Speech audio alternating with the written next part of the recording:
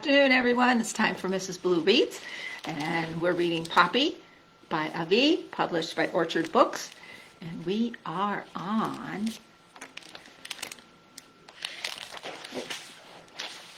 Chapter 6, Standing Before Mr. O'Cox. Remember, Poppy and her father went to ask for permission to be able to move part of their family. Let's see what happens. The leaves of the oak trees around Mr. O'Cox's oak shielded him from the rain, but Poppy and her father were being drenched. The owl's head, moreover, was pulled down between his wings, while his eyes, enormously wide and unblinking, gave Poppy the sensation that there was nothing she might do or even think of doing which he would not see. To Poppy he seemed to be pure power and fury. Wanting to look away, she glanced at the base of Mr. O'Cox's tree. There lay what appeared to be a mound of pebbles. Gradually, a ghastly realization came over her. What she was seeing was a mound of Mr. O'Cox's upchucked pellets, the closely packed and undigested bits of fur and bone from his dinners. The vision made her blood turn cold. Only the sound of Mr. O'Cox's sneering voice jolted her back to alertness. "What do you want, Lugwort?" the owl demanded, his claws continually flexing on his perch. Lugwort, holding cap in hand like an empty bucket, said, "May I wish you a very pleasant evening, Mr. O'Cox?" "It's not very pleasant," Mr. O'Cox replied with a snarl. "No, well, you're absolutely right there, Mr. O'Cox," Lugwort replied, straining to sound jaunty. "But April showers, as the song goes, bring May flowers, and Mr. O'Cox clacked his beak. "Lugwort, it's summer. Did you come here to sing me idiot songs, or do you have something important to say?" "Well, in fact, I did bring—" "Hurry up. I've not eaten my dinner yet, and I'm hungry." Well, yes, of course," Lugwort said. I understand perfectly." Lugwort hastily put on his hat, not noticing until late it had filled with rain. Water cascaded over his head. With a nervous shake, he fumbled to unroll his speech paper. Before he could get out, Mr. O'Cox's eyes grew bigger. "Who's that?" he demanded as he moved his head about to bring Poppy into better focus. "Forgive me," Lugwort said. "I've been rude. This is one of my dutiful daughters. Poppy, step forward. Look up. There's a good mouse. Mr. O'Cox, may I introduce Poppy to you?" Prodded by her father, she stepped forward gingerly. All she could see was Mr. O'Cox's eyes. She felt not just looked at, but attacked. "Poppy, he growled. "I think we've already met." "One of my sweetest," Lugwort offered. Mr. O'Cox ignored him. Instead, he said, "What happened to your nose, girl?" I scraped it." "A close call, I'd say." "Yes, sir." "Little girl mice should be more careful." "Yes, sir." "Do you understand me?" Poppy longed to run away. Lugwort nudged her. "Poppy, dear, Mr. O'Cox asked if you were understanding him." "Yes, sir, I do," Poppy squeaked with a bop of her head. "All right, then," Mr. O'Cox said. "Now be a good little girl and come stand under my tree while I talk to your father." Hating herself for being so fearful, queasy at the thought of going closer to the mound of pellets, Poppy appealed to her father with a look. Lugwort, however, only nodded. "Move it!" Mr. O'Cox snapped. Averting her eyes from the pellets, Poppy crept toward the tree, the flag dragging behind her. But when she reached the spot, she was unable to resist the fascination of the horrible mound. Once she looked, she caught sight of something that glittered. "All right, Lugwort," Mr. O'Cox said. "Let's hear what you have to say." "Thank you, sir. Thank you." Lugwort held out his piece of paper. Now the thimbleful of water, as well as the rain, had drenched it. All the same, he tried to read. "Whereas Mr. O'Cox, great horned owl, ruler of the Dimwood Forest region, who out of his kindness and wisdom protects all members of the deer mice family, whereas the said family of deer mice living in Grey House in return for Mr. O'Cox's protection have agreed to ask his permission whenever they wish to move about, whereas the deer mice family, having grown so great in numbers, need a second place of habitation so as to maintain and enhance their lives with sufficient food, and—" Lugwort paused to shake the paper. "And what?" Mr. O'Cox demanded. "The paper is somewhat wet," Lugwort apologized. "So is the style." Mr. O'Cox observed. Go on. Lugwort cleared his throat and continued to read. Whereas Mr. O'Cox, protector of dear mice, is famous for his kindness, generosity, and compassion, Stop! Yes? Repeat that. What? That line about me. About kindness, generosity, and compassion? Right. I like it. That's well written.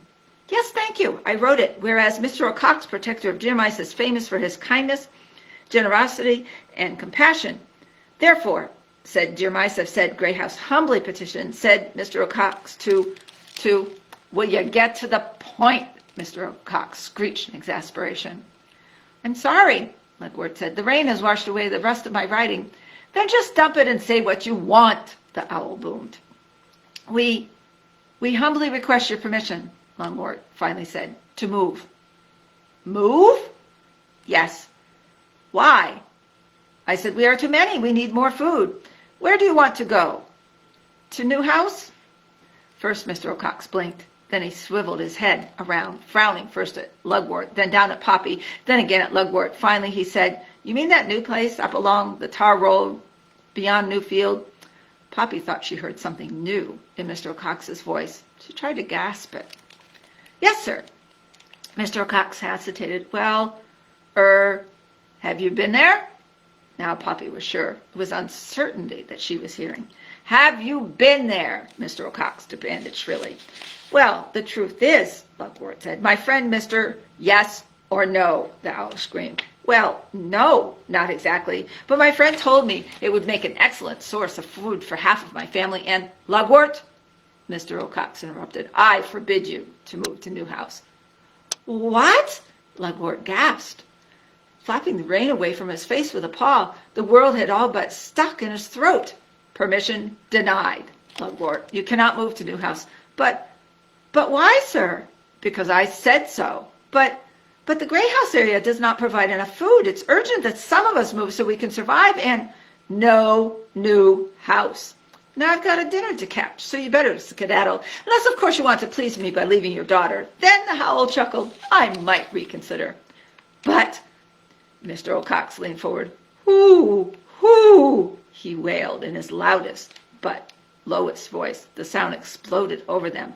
Poppy, clapping paws to ears, ran out from under the tree toward her father, who was still standing there stammering, But, come on, Papa, Poppy urged, trying to turn her father around. We'd better go. With difficulty, she turned him. Lugwort, Mr. O'Cox called suddenly. Lugwort whirled so fast the thimble fell off his head. Bowing, smiling, he began, You were just teasing, weren't?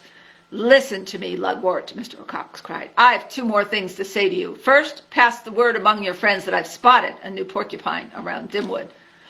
Porcupine? Lugwort echoed dumbly. A particularly vicious one. But don't worry, I'll protect you. Second, it's about your daughter there. If you want a reason for my refusal, ask her how she and I met before. Reason? She didn't ask permission to go to the hill. That's why you can't go to New House. Yes, but beat it, Lugwort, now. Come on, Papa, we better leave. Lugwort glanced about for his thimble hat. It had rolled away. It was Poppy who retrieved it and put it on his head. Resigned, a sagging Lugwort allowed himself to be led away. Poppy glanced at her father. All traces of dignity were gone. The wetness that ran down his face was not rain, but tears.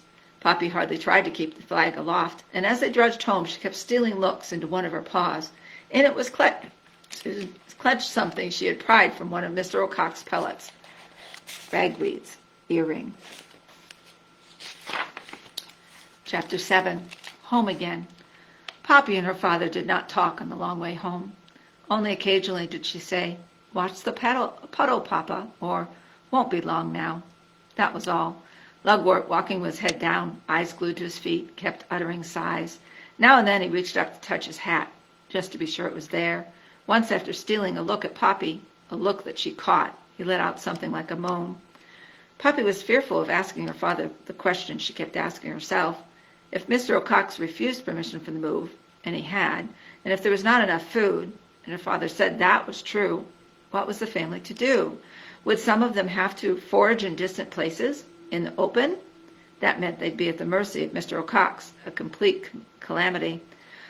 Poppy peeked again at Ragweed's earring. She kept asking herself why she had ever gone to the hill with Ragweed without asking permission. She knew better. Look at all the trouble she'd caused. Just then she hated herself for having loved Ragweed. But just to think that thought made her heart ache. Here they are walking home. Rain was still falling when they reached Grey House. Both mice were soaked and exhausted. The once white flag trailed in the mud. A large number of mice were milling about on the porch waiting for the expected good news. Sure enough, when Poppy and Lugwort appeared, a cheer went up. The sound brought Lugwort to a dead halt. The old mouse stared blankly at the rows of eager faces. A second cheer began, but faded as the onlookers sensed something was wrong. Silent and grim-faced, eyes averted, Lugwort painfully climbed the Grey House steps. Alarmed into silence, the mice backed away to let him pass. Poppy saw her mother break through the crowd. "Lugwort!" she cried. "Oh, my dear, what happened?" Lugwort lifted sad eyes.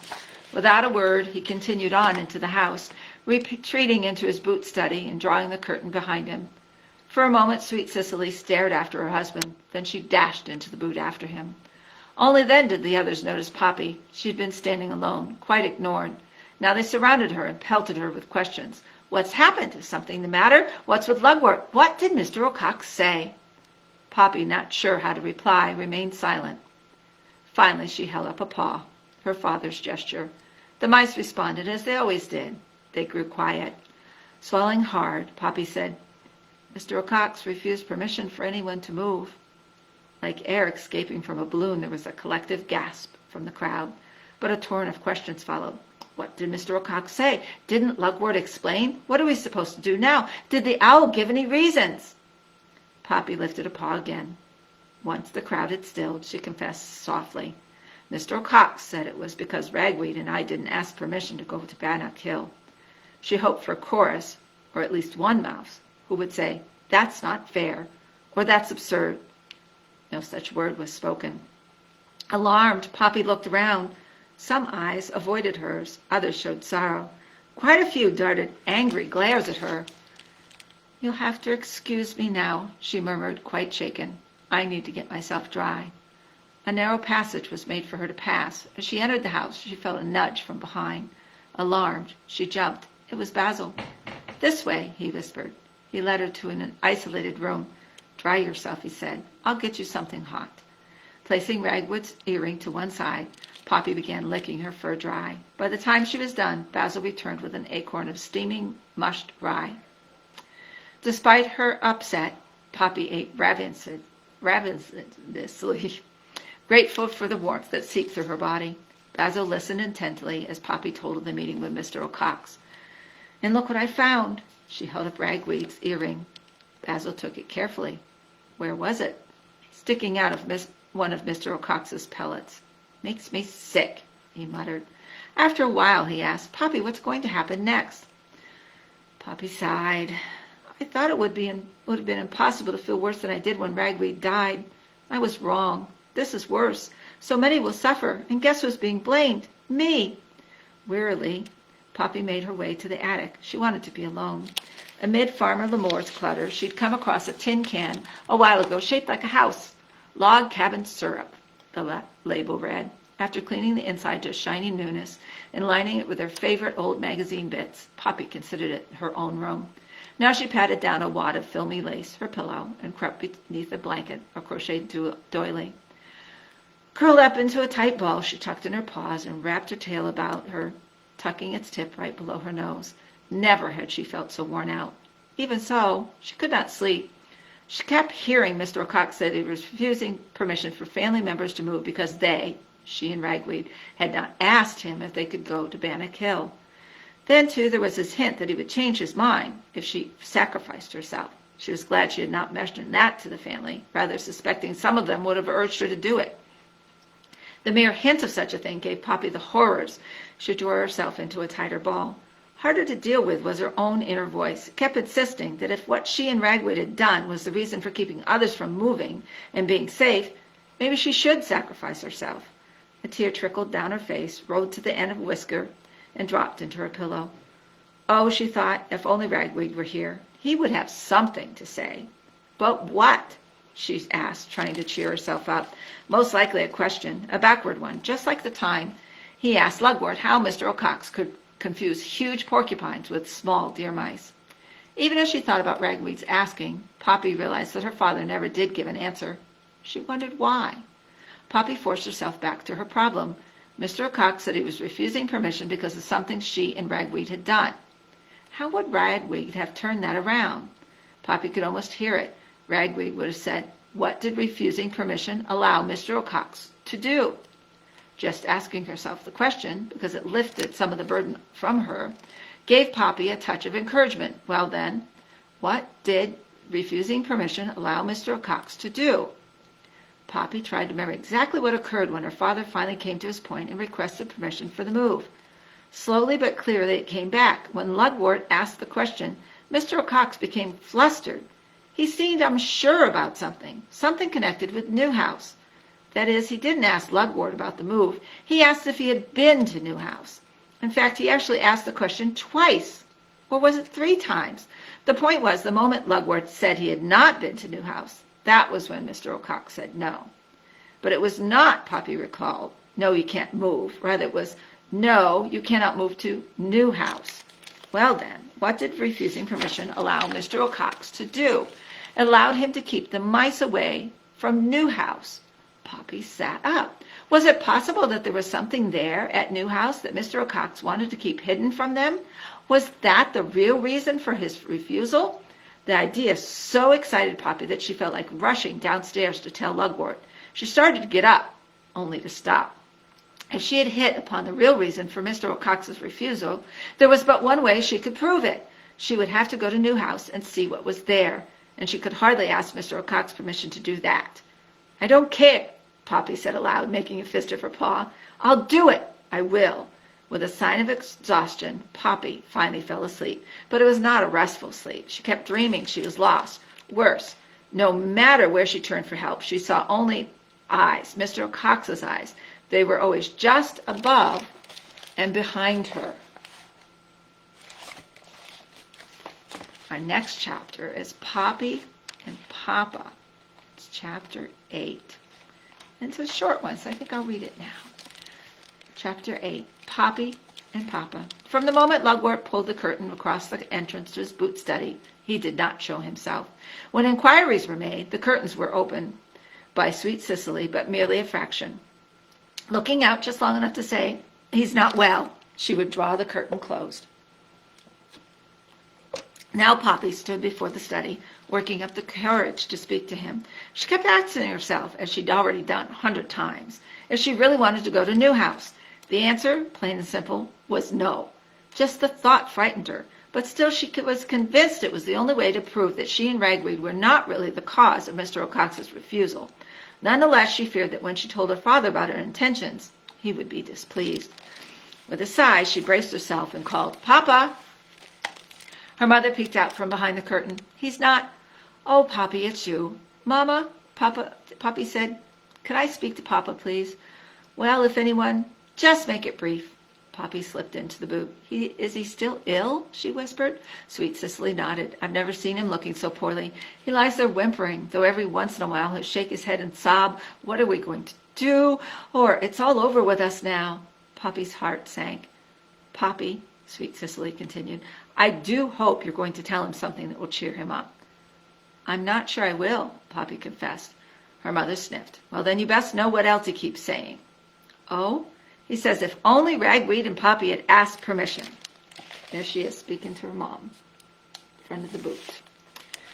Poppy's heart sank even further. "And I must agree with him," Sweet Cicely went on. "Well, if you insist on seeing him, come along." Lugwort had curled himself into the absolute toe of the boot, the gloomiest part.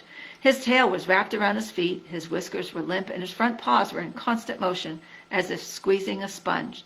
Poppy thought his fur had grown grayer, too. Sweet Cicely leaned over him. "Lugwort, dearest, it's Poppy come to visit." Lugwort shook his head and mumbled as if holding an argument with himself. Poppy came forward. "Papa?" she said. Lugwort looked up and stared fixedly at his daughter. "Doomed," he said mournfully. "Who is?" "The whole family." "But if rules aren't followed," he began, but stopped to shake his head. "No, it's my fault."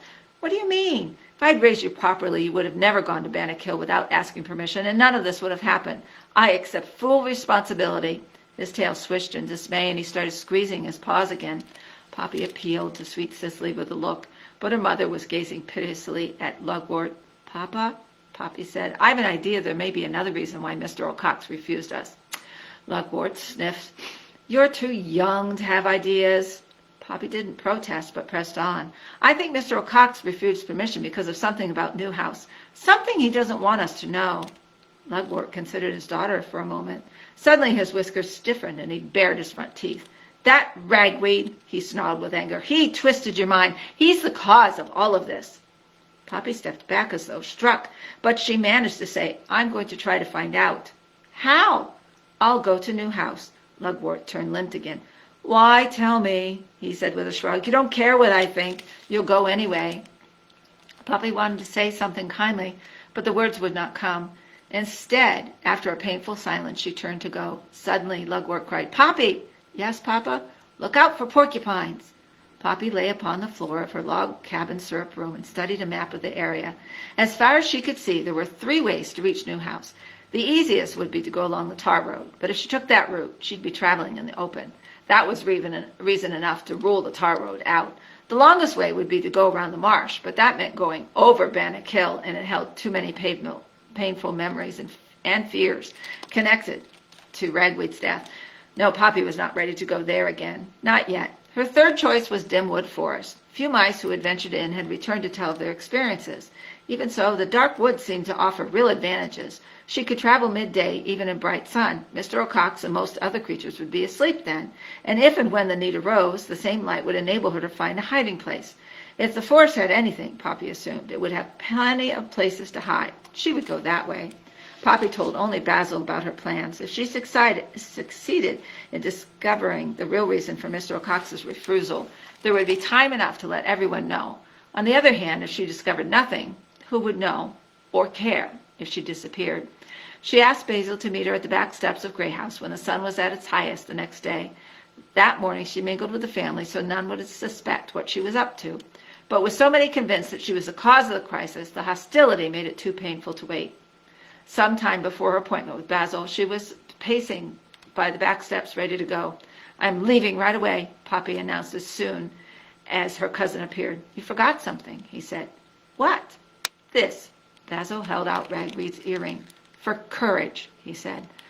Poppy held still while her cousin gently affixed the earring. When she shook her head, it tickled her ear. I need a nuzzle, she said, caught in a swell of emotion. As they nuzzled, Basil whispered, I could go with you. Poppy broke away. It has to be just me, she said, and leaped off the back steps. Why? If I'm the one who caused this mess, she called, has to be me who sorts it out. Good luck, Basil cried after her. Poppy, not wanting to look back because she thought it might make her lose heart, dashed away.